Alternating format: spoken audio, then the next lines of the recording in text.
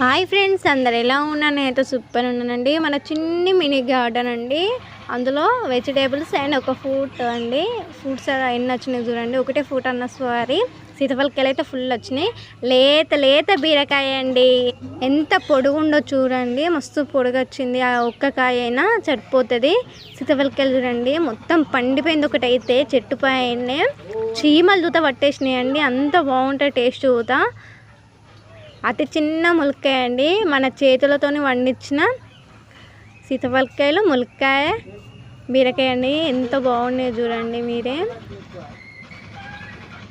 బయట కొనుక్కున్నాయి అంటే అవి మొత్తం కెమికల్స్ అన్నీ మందులతోనే పండిస్తారండి. అదే మనం చెట్టు పెట్టుకొని పండించుకుంటే హెల్త్ ఊత ఫుల్ బెనిఫిట్స్ అండి. ఎంత బాగున్నాయి చూడండి. బీరకాయ అయితే మస్తుంది.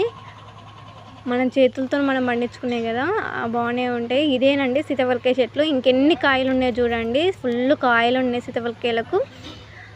ఫుల్ అంటే ఫుల్ ఉన్నాయి. ఇంకా రెండు ములక్కాయ చెట్లు అండి. దానికి చిన్న ములక్కాయ వెళ్ళింది. ఇవరకు ఫుల్ వెళ్ళినాయి. ఇదో సీతాఫలకాయ చెట్టు అండి. దాని కూడా ఫుల్ కాతుంది. అయితే చిన్న చెట్టు బీర చెట్టు. దానికి ఎంత కాయ పెద్దది కావచ్చిందో బీరకాయ. ఫుల్ హ్యాపీనెస్ ఉందండి. మనం పెట్టిన